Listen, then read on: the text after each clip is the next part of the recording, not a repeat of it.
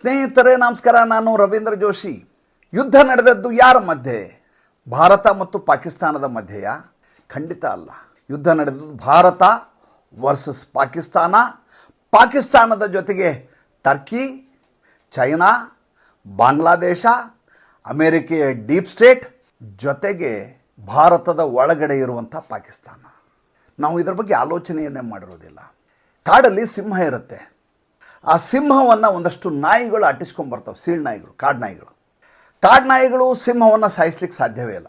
ಸಿಂಹದ ಪರಾಕ್ರಮವೇ ಬೇರೆ, ಸಿಂಹದ ಶಕ್ತಿಯೇ ಬೇರೆ, ಅಗಾಧ ಅದು. ಆದರೆ ನಾಯಿಗಳಿಗೆ ಕಚ್ಚುವ ಗುಣ ಇದೆ. ಬೊಗಳ್ತವೆ ಮತ್ತು ಕಚ್ತವೆ, ಗಾಯಗೊಳಿಸ್ತವೆ ಸಿಂಹವನ್ನು.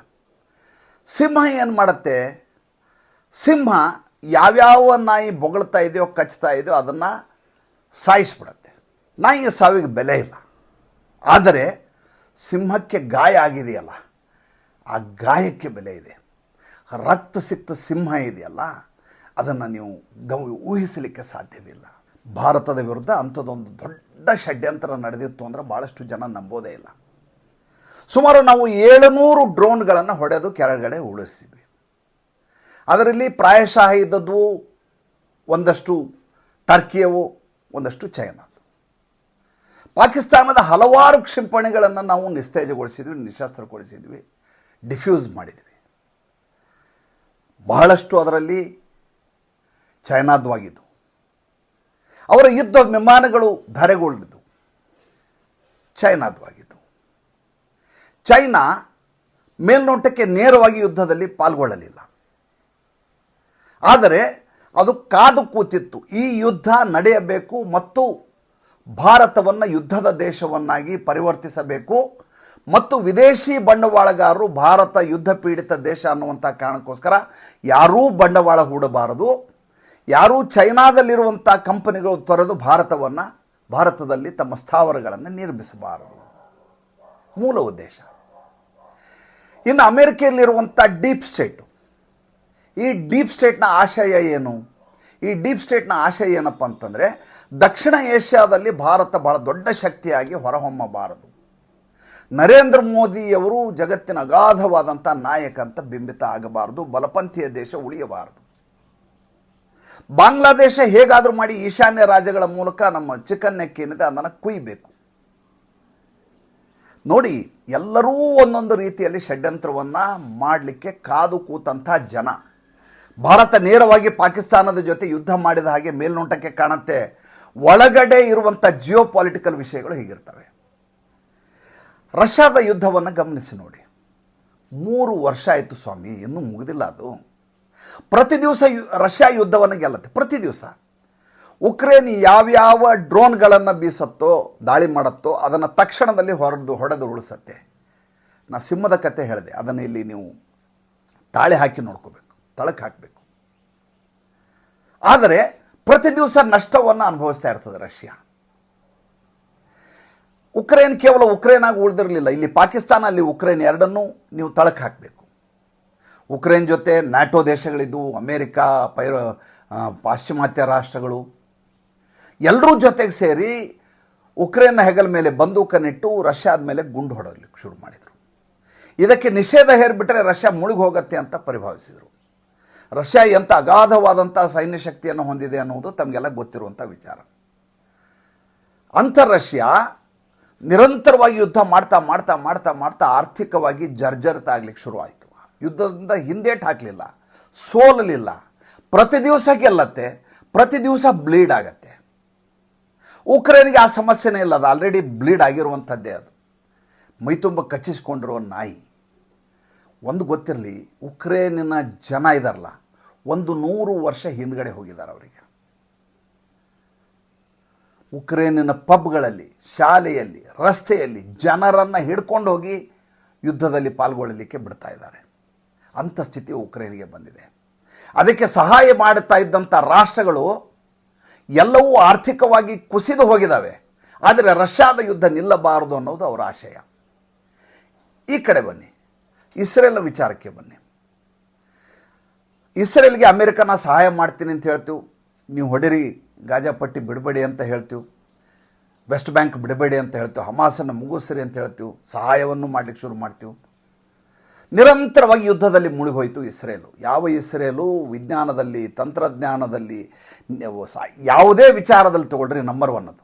ಯಹೂದಿಗಳು ಎಲ್ಲ ವಿಚಾರದಲ್ಲಿ ನಂಬರ್ ಒನ್ ಅವರು. ಅಂಥ ಇಸ್ರೇಲು, ಅದರ ವಿಪಕ್ಷ ಕೂಡ ನಾವು ಕೊನೆಯವರೆಗೂ ಹೋರಾಟ ಮಾಡೋಣ ಅಂತ ಕೈ ಜೋಡಿಸಿದವರು ಕೊನೆಗೆ ಬೆಂಜಮಿನ್ ನೆತನ್ಯಾಹು ಹೋಗಿ ಹೇಳ್ತಾರೆ, ಇನ್ನು ಯುದ್ಧ ಸಾಕು, ನಮಗೆ ಶಾಂತಿ ಬೇಕು ಅಂತ ಹೇಳಲಿಕ್ಕೆ ಶುರು ಮಾಡ್ತಾರೆ. ಅಲ್ಲಿಯ ಜನ ಪ್ರತಿಭಟನೆ ಮಾಡಲಿಕ್ಕೆ ಶುರು ಮಾಡ್ತಾರೆ, ಇನ್ನು ಯುದ್ಧ ಮುಗಿಸಿ ದೇಶ ಮುಳುಗಿ ಹೋಗ್ತಾ ಇದೆ ಅಂತ. ಬೆಂಜಮಿನ್ ನೆತನ್ಯಾಹು ಬಿಟ್ಟಿಲ್ಲ, ಯುದ್ಧ ಮಾಡ್ತಾನೆ ಇದ್ದಾರೆ. ಆದರೆ ಬ್ಲೀಡ್ ಆಗ್ತಾ ಬರ್ತಾ ಇದೆ. ಭಾರತ ಹೀಗೆ ರಕ್ತ ಸಿಕ್ತಗೊಳ್ಳಬೇಕು, ಭಾರತ ಬ್ಲೀಡ್ ಆಗಬೇಕು, ಭಾರತ ಉಸಿರೆತ್ತಲಾರದ ಸ್ಥಿತಿಗೆ ಬರಬೇಕು, ಯುದ್ಧವನ್ನು ಗೆದ್ದರೂ ಪರವಾಗಿಲ್ಲ, ಅವರು ಜರ್ಜರಿತಗೊಳ್ಳುವ ರಾಷ್ಟ್ರ ಆಗಬೇಕು ಅಂತ ಇವರೆಲ್ಲ ಬಯಸ್ತಾ ಇದ್ರು. ಈ ಚೈನಾ, ಈ ಟರ್ಕಿ, ಈ ಅಮೆರಿಕ ಡೀಪ್ ಸ್ಟೇಟು, ಎಲ್ಲರೂ, ಚೈನಾ, ಟರ್ಕಿ, ಅಮೇರಿಕ, ಎಲ್ಲರೂ, ಬಾಂಗ್ಲಾದೇಶ, ಎಲ್ಲರೂ ಆಶಿಸ್ತಾ ಇದ್ದದ್ದು ಅದೇ. ದಿಢೀರಂತ ಹೀಗೆ ಯುದ್ಧ ನಿಂತು ಬಿಡುತ್ತೆ ಅಂತ ಯಾರೂ ಕಲ್ಪನೆಯನ್ನು ಮಾಡಿರಲಿಲ್ಲ. ನಿನ್ನೆ ಒಂದು ಸ್ಟೇಟ್ಮೆಂಟನ್ನು ಕೊಟ್ಟಿದ್ದಾರೆ ಇವರು, ಬಲೂಚ್ ಲಿಬರೇಷನ್ ಆರ್ಮಿ ಈಗಿರುವಂಥ ಪ್ರಧಾನಿ ಅಂತ ಅಲ್ಲೇನು ಹೇಳ್ತಾರೆ ಆತ. ಏನಂತ, ಭಾರತ ಯುದ್ಧವನ್ನು ನಿಲ್ಲಿಸಬಾರ್ದಾಗಿತ್ತು, ಭಾಳ ದೊಡ್ಡ ತಪ್ಪು ಮಾಡ್ತದೆ. ಯಾಕೆ ಅಂದರೆ ಈ ಉಗ್ರರೇನು ಸುಮ್ಮನೆ ಕೂತ್ಕೊಳ್ಳೋದಿಲ್ಲ, ಇವರು ಈ ರೀತಿಯಾದಂಥ ಕಿರುಕುಳ ಕೊಡೋರೆ, ಆದ್ದರಿಂದ ಈ ರೀತಿ ಅರ್ಧಕ್ಕೆ ಯುದ್ಧ ಬಿಟ್ಟು ಹೋಗಿ ತಪ್ಪು ಭಾರತ ಅಂತ. ಯಾಕೆ ಆ ಮಾತು ಹೇಳಿದರು ಅಂದರೆ, ಭಾರತ ಯುದ್ಧದಲ್ಲಿ ನಿರತರಾಗಿ ಪಾಕಿಸ್ತಾನವನ್ನು ಜರ್ಜರಿತಗೊಳಿಸಿದರೆ ಅದರ ಲಾಭ ಆಗೋದು ಬಲೂಚ್ ಲಿಬರೇಷನ್ ಆರ್ಮಿಗೆ. ಈಗಾಗಲೇ ಕ್ವೆಟ್ಟಾವನ್ನು ತಮ್ಮ ಹಿಡಿತಕ್ಕೆ ತೆಗೆದುಕೊಂಡಿದೆ. ಅದು UN ಈಗಾಗಲೇ ನಮ್ಮದು ಪ್ರತ್ಯೇಕ ರಾಷ್ಟ್ರ, ಸ್ವತಂತ್ರ ರಾಷ್ಟ್ರ ಅಂತ ಘೋಷಿಸಿ ಅಂತ ಕೇಳ್ಕೊಂಡಿದೆ. ತನ್ನ ಧ್ವಜವನ್ನು ಹಾರಿಸಿದೆ. ಭಾರತ ಯುದ್ಧವನ್ನು ಮುಂದುವರಿಸಿದರೆ, ಅವರನ್ನು ಪಾಕಿಸ್ತಾನವನ್ನು ನಿರಂತರವಾಗಿ ಯುದ್ಧದಲ್ಲಿ ತಲ್ಲೀನಾಗುವ ಹಾಗೆ ಮಾಡಿದರೆ ತಾನು ಪ್ರತ್ಯೇಕ ರಾಷ್ಟ್ರ ಮಾಡಿಕೊಳ್ಳುವುದು ಸುಲಭ ಅಂತ ಅದಕ್ಕೆ ತುಂಬ ಚೆನ್ನಾಗಿ ಗೊತ್ತಿದೆ. ಹೀಗಾಗಿ ನೀವು ಯುದ್ಧವನ್ನು ಮುಂದುವರಿಸಿ ಅಂತ ಅದು ಉಪದೇಶ ಮಾಡುತ್ತೆ. ಭಾರತ ಏನು ಮಾಡ್ತೀವಿ ನೀವು ಗಮನಿಸಿ ನೋಡಿ, ಭಾಳ ಮಜಾ ಇದೆ ಅದು. ಏನಪ್ಪ ಅಂದರೆ, ಭಾರತ ಅವರ ಪಾರ್ಲಿಮೆಂಟ್ ಮೇಲೆ ದಾಳಿ ಮಾಡಲಿಲ್ಲ, ಅವರ ಸುಪ್ರೀಂ ಕೋರ್ಟ್ ಕಟ್ಟಡವನ್ನು ಹೊಡೆಯಲಿಲ್ಲ, ಅವರ ಮಲ್ಟಿ ಸ್ಟೋರೇಡ್ ಕಾಂಪ್ಲೆಕ್ಸ್ಗಳನ್ನು ಧರಾಶಾಹಿಗೊಳಿಸಲಿಲ್ಲ, ಅವರ ಮಾರ್ಕೆಟ್ನ ಹೊಡಿಲಿಕ್ಕೆ ಹೋಗಲಿಲ್ಲ. ಅವರ ಹೃದಯವನ್ನು ಸಂಪೂರ್ಣವಾಗಿ ಛಿದ್ರಗೊಳಿಸಿಬಿಡ್ತು. ಏನು ಹೃದಯ? ಅವರ ರಾವಲ್ಪಿಂಡಿ ನೆಲಸಮಾಗೋಯಿತು. ಯಾವ ಸೇನೆಯ ನೆಲೆ ಅಂತ ಹೇಳಲಾಗತ್ತೋ, ಯಾವ ಇಡೀ ಪಾಕಿಸ್ತಾನ ನಿಂತಿರೋದೇ ಈ ವ್ಯವಸ್ಥೆಯ ಮೇಲೆ, ಅವರ ಪಾಕ್ ಆರ್ಮಿ ಇರೋದೇ ಅಲ್ಲಿ ಅಂತ ಹೇಳಲಾಗ್ತಾ ಇದೆಯೋ, ಅದರ ಸುತ್ತಮುತ್ತ ಎಡಕ್ಕೆ ಬಲಕ್ಕೆ ಅವರಿರುವಂಥ ಎಲ್ಲ ಪ್ರದೇಶದ ಮೇಲೆ ದಾಳಿ ಮಾಡ್ತೀವಿ. ಅಷ್ಟೇ ಅಲ್ಲ, 11 ವಾಯುನೆಲೆಗಳನ್ನು ಸಂಪೂರ್ಣವಾಗಿ ಧ್ವಂಸಗೊಳಿಸ್ತೀವಿ. ಯಾವ ವಿಷಯದಲ್ಲಿ ಅವರು ಬ್ಲ್ಯಾಕ್ ಮೇಲ್ ಮಾಡ್ತಾ ಇದ್ರೋ ಅಂಥ ಟನಲನ್ನೇ ಟಾರ್ಗೆಟ್ ಮಾಡಿ ನಮ್ಮ ಬ್ರಹ್ಮೋಸು ಸೀಳಿಕೊಂಡು ಹೊರಟೋಯ್ತು ಸೂಪರ್ಸಾನಿಕ್ ಸ್ಪೀಡಲ್ಲಿ ಕಿರಾನ ಪರ್ವತದ ಒಳಗಡೆ. ಪಾಕಿಸ್ತಾನ ದಿಕ್ಕು ತಪ್ಪಿ ಹೋಯ್ತು, ಏನು ಮಾಡಬೇಕು ಅರ್ಥ ಆಗಲಿಲ್ಲ ಅದಕ್ಕೆ. ನಮ್ಮ ಭಾರತದ ಯುದ್ಧ ಶೈಲಿಯ ಒಂದು ವಿಶೇಷತೆ ಇದೆ. ಏನಪ್ಪ ಅಂತಂದರೆ, ಯಾವಾಗಲೂ ಶತ್ರುವನ್ನು ಆತನ ಮುಖ್ಯವಾದಂಥ ಶಕ್ತಿ ಯಾವುದಿದೆ ಅದನ್ನು ಅಡಗಿಸ್ಬಿಡ್ಬೇಕು ಅಂತ. ನೀವು ಬೇರೆ ಬಿಲ್ಡಿಂಗ್ ಕೆಡವಿದ್ರಿ, ಸ್ಟಾಕ್ ಎಕ್ಸ್ಚೇಂಜ್ ಕೆಡವಿದ್ರಿ, ಮತ್ತೆ ಯಾವುದೋ ಮಲ್ಟಿ ಸ್ಟೋರೇಜ್ ಕೆಡವಿದ್ರಿ, ಸುಧಾರಿಸ್ಕೊಂಡ್ಬಿಡ್ತಾರೆ.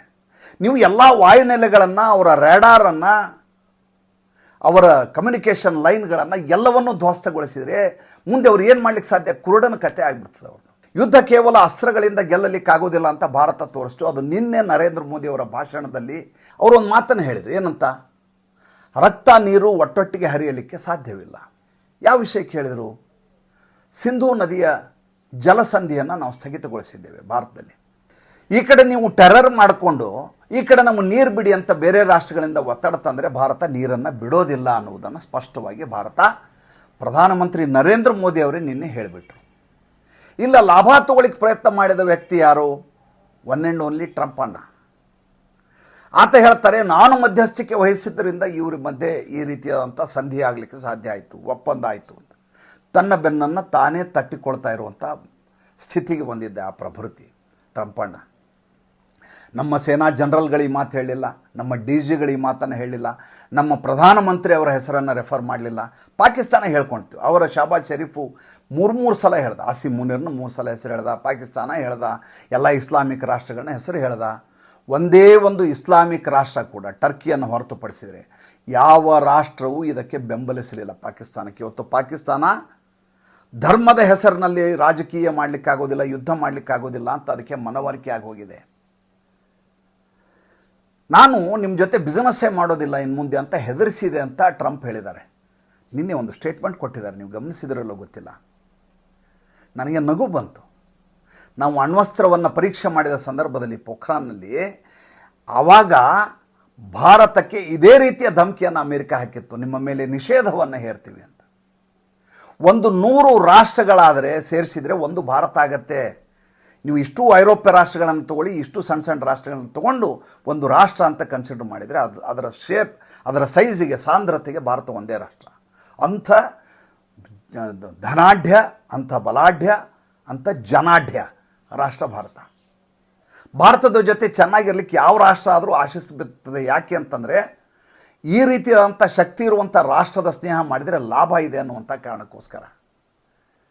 ಟ್ರಂಪ್ಗೆ ಭಾರತ ಬೇಕೇ ವಿನಃ ಭಾರತಕ್ಕೆ ಅಮೆರಿಕ ಬೇಕೇ ಬೇಕು ಅನ್ನುವಂಥ ಸ್ಥಿತಿ ಏನೂ ಇಲ್ಲ. ತೊಂದರೆ ಆಗ್ಬೋದು, ಆದರೆ ಉಸಿರಾಡಲಾರದ ಸ್ಥಿತಿ ಬರುತ್ತೆ ಅಂತೇನಲ್ಲ. ಇನ್ನು ಯುದ್ಧವನ್ನು ಕೇವಲ ಅಸ್ತ್ರಗಳ ಮೂಲಕ ಮಾಡುವುದಾ, ಯುದ್ಧ ಭೂಮಿಗೆ ಹೋಗಿ ಮಾಡುವುದಾ? ಭಾರತ ಅಲ್ಲ ಅಂತ ಪದೇ ಪದೇ ಸಾಬೀತುಪಡಿಸಿದೆ. ನರೇಂದ್ರ ಮೋದಿಯವರೇ ಸಾಬೀತುಪಡಿಸಿದ್ದಾರೆ. November 8, 2016 demonetisation. ನರೇಂದ್ರ ಮೋದಿಯವರು ಡಿಮಾನಿಟೈಸೇಷನ್ ಮಾಡ್ತಾರೆ.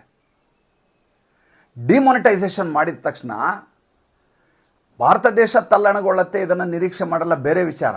ಆದರೆ ತಕ್ಷಣದಲ್ಲಿ ಗಾಬರಿಗೊಂಡಂಥ ರಾಷ್ಟ್ರ ಯಾವುದಾದ್ರೂ ಇದ್ದರೆ ಅದು ಪಾಕಿಸ್ತಾನ. ಏಕೆಂದರೆ ಪಾಕಿಸ್ತಾನ ನುಸುಳುಕೋರರ ಮೂಲಕ, ಖೋಟಾ ನೋಟಿನ ಮೂಲಕ ಭಾರತದ ಆರ್ಥಿಕ ವ್ಯವಸ್ಥೆಯನ್ನು ಸಂಪೂರ್ಣವಾಗಿ ಛಿದ್ರ ಮಾಡುವಂಥ ನಿರಂತರವಾದ ಪ್ರಯತ್ನ ಮಾಡ್ತಾ ಇತ್ತು. ಕಾಶ್ಮೀರದ ಒಳಗಡೆ ನುಗ್ತಾ ಇದ್ದಂಥ ನೋಟುಗಳೆಲ್ಲ ಈ ಖೋಟಾ ನೋಟುಗಳೇ. ಅವು ದೇಶಾದ್ಯಂತ ಎಲ್ಲ ಕಡೆ ಹರಡ್ತಾ ಇತ್ತು. ಅಂಥದ್ದೊಂದು ಪ್ರಯತ್ನಕ್ಕೆ, ಅಂಥದ್ದೊಂದು ಷಡ್ಯಂತ್ರಕ್ಕೆ ಪೂರ್ಣ ವಿರಾಮ ಹಾಡಿದ್ದು ನರೇಂದ್ರ ಮೋದಿ. ನರೇಂದ್ರ ಮೋದಿಯವ್ರನ್ನ ಒಂದು ಸಲ ಪ್ರಶ್ನೆ ಕೇಳ್ತಾರೆ, ಪಾಕಿಸ್ತಾನದ ಬಗ್ಗೆ ಏನು ಹೇಳ್ತೀರಿ ಅಂತ. ಅವ್ರು ಹೇಳ್ತಾರೆ, ಅಪ್ರಸ್ತುತವಾದಂಥ ವಿಷಯಗಳನ್ನು ನಾನು ಮಾತಾಡೋದಿಲ್ಲ ಅಂತ ಹೇಳ್ತಾರೆ. ನಿನ್ನೆ ಭಾಷಣದಲ್ಲಿ ಹೇಳ್ತಾರೆ, ರಕ್ತ ನೀರು ಒಟ್ಟೊಟ್ಟಿಗೆ ಹರಿಯೋದಿಲ್ಲ ಅಂತ. ಅದರ ಹಿಂದೆ ಒಂದು ಮಾತನ್ನು ಹೇಳ್ತಾರೆ, ಅಪ್ರಸ್ತುತ ರಾಷ್ಟ್ರಗಳ ಬಗ್ಗೆ ನಾನು ಮಾತಾಡೋದಿಲ್ಲ ಅಂತ. ಅಂದರೆ ದೇಶದ ಒಳಗಡೆ ನುಗ್ಗಿ ನಮ್ಮ ಸೈನಿಕರ ಸಾವು ನೋವಿಗೆ ಕಾರಣ ಆಗಿ ಭಾರತದ ಆರ್ಥಿಕತೆಯನ್ನು ದುಸ್ಥಿತಿಗೆ ತಂದು ಪಾಕಿಸ್ತಾನ ಗೆಲ್ಲುವುದಕ್ಕಿಂತ ನಮ್ಮ ಭಾರತ ದೇಶದ ತಂತ್ರ ಏನಿದೆ, ಭಾರತ ದೇಶದ ಚಾಣಕ್ಯ ನೀತಿ ಏನಿದೆ, ಅದರ ಮೂಲಕ ಪಾಕಿಸ್ತಾನವನ್ನು ಭೂಪಟಲದಿಂದ ಕಳಿಸಿಬಿಡೋದೇನಿದೆಯಲ್ಲ, ಭೂಪಟದಿಂದ, ಅದು ಈಗ ಬಹುಶಃ ದೇಶದ ತಕ್ಷಣದ ಅಜೆಂಡಾ ಆಗಿದೆ ಅಂತ ಈ ಕಾಲಘಟ್ಟದಲ್ಲಿ ನನಗನ್ನಿಸ್ತಾ ಇದೆ. ನಿರಾಶೆಗೊಂಡವರು ಯಾರು? ಉಳಿದ ಎಲ್ಲ ರಾಷ್ಟ್ರಗಳು. ಪಾಕಿಸ್ತಾನಕ್ಕಿಂತ ಹೆಚ್ಚಾಗಿ ಉಳಿದ ರಾಷ್ಟ್ರಗಳ ಹೆಸರು ಹೇಳಿದ್ನಲ್ಲ, ಅವರೆಲ್ಲ ನಿರಾಶರಾದವರು. ಎಂಥ ಅದ್ಭುತವಾದಂಥ ಯುದ್ಧ ನೀತಿ ನೋಡಿ. ಮತ್ತು ಮುಂದಿನ ಸಂಚಿಕೆಯಲ್ಲಿ ಹೊಸ ವಿಷಯದೊಂದಿಗೆ ಬರ್ತೇನೆ. ಸಂಚಿಕೆ ಇಷ್ಟ ಆಗಿದರೆ ಲೈಕ್ ಮಾಡಿ, ಫಾಲೋ ಮಾಡಿ, ಶೇರ್ ಮಾಡಿ. ದಯವಿಟ್ಟು ನಮ್ಮ ಮುಕ್ತ ಪತ್ರಿಕೋದ್ಯಮಕ್ಕೆ ಆರ್ಥಿಕವಾಗಿ ಬೆಂಗಾವಲಾಗಿ ನಮಸ್ಕಾರ.